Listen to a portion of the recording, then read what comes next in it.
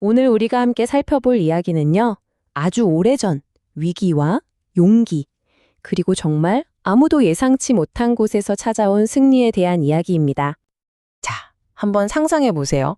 어마어마한 군사력을 가진 적 앞에서 정말 끝도 없는 절망의 굴레에 갇혀버린 한 나라를요.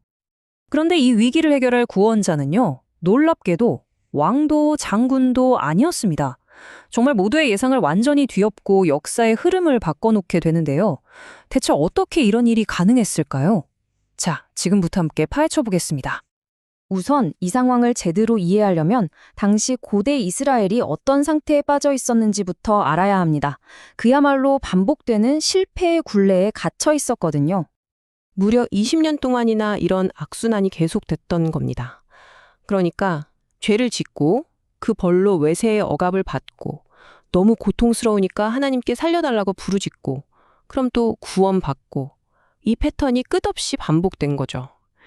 그리고 그 상황이 최악으로 치달았던 게 바로 가나안 왕 야빈의 잔혹한 통치 아래 있을 때였습니다. 여기 보이는 이 숫자, 900. 이게 정말 중요한데요. 이게 뭘 의미하냐면 당시 적장이었던 시스라가 이끄는 군대가 가지고 있던 철병거의 숫자입니다. 이건 그냥 숫자가 아니라 그 당시에는 뭐랄까 거의 넘볼 수 없는 최첨단 무기, 압도적인 기술 격차를 상징하는 거였죠. 그러니까 이건 그냥 싸움이 아니었어요.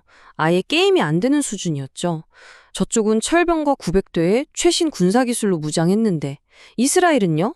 방패도 창도 제대로 없었어요. 이 정도면 뭐 거의 희망이 없다고 봐야겠죠? 자, 이렇게 정말 절망적인 상황에서 하나님은 예상과 달리 어떤 강력한 왕이나 용맹한 장군을 부르지 않으셨습니다. 대신에 전혀 다른 종류의 지도자를 세우셨죠.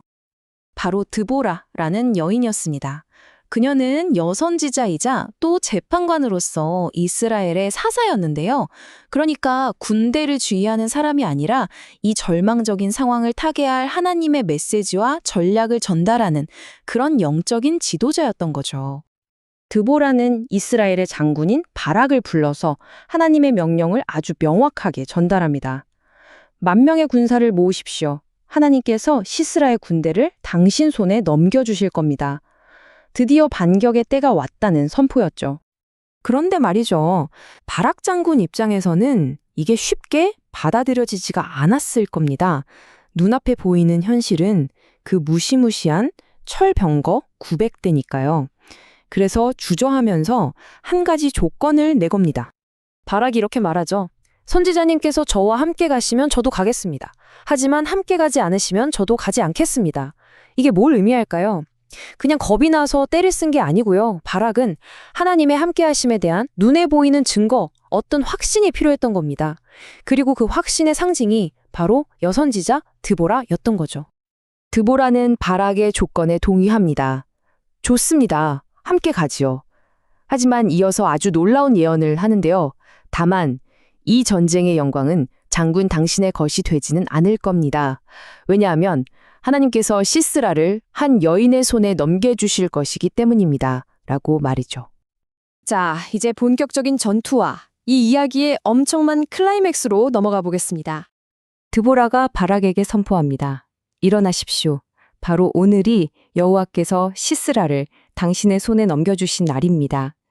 이 신호를 받자마자 바락과 10,000명의 군사들은 다볼산에서부터 그 철병거 부대를 향해 힘차게 달려내려갔습니다.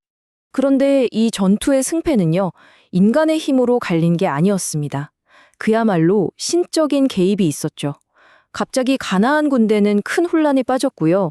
기록에 따르면 별들까지 시스라에 맞서 싸웠다고 합니다. 결정적으로 갑작스러운 폭우로 강이 범람하면서 그들이 자랑하던 철병거가 진흙탕에 빠져서 완전히 무용지물이 되어버렸어요.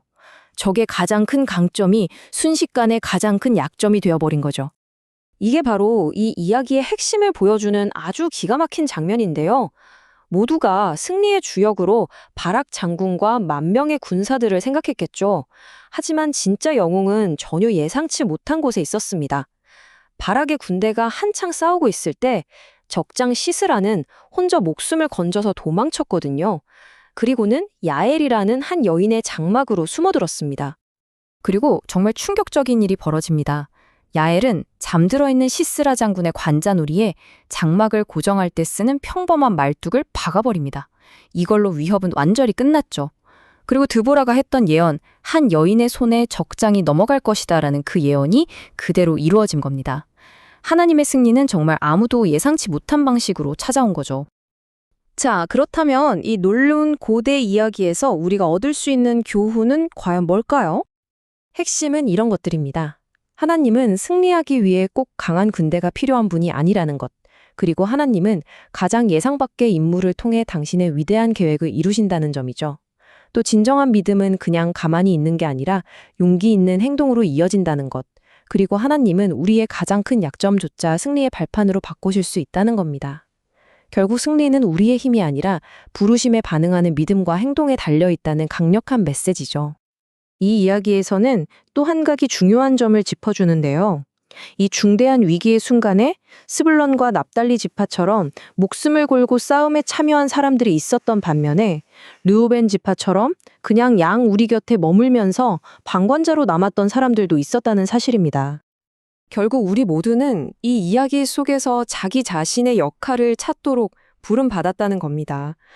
그게 드보라처럼 메시지를 전하는 역할이든 바락처럼 두려움을 딛고 일어서는 역할이든 심지어 야엘처럼 자기 자리에서 할 수 있는 일을 하는 역할이든 말이죠.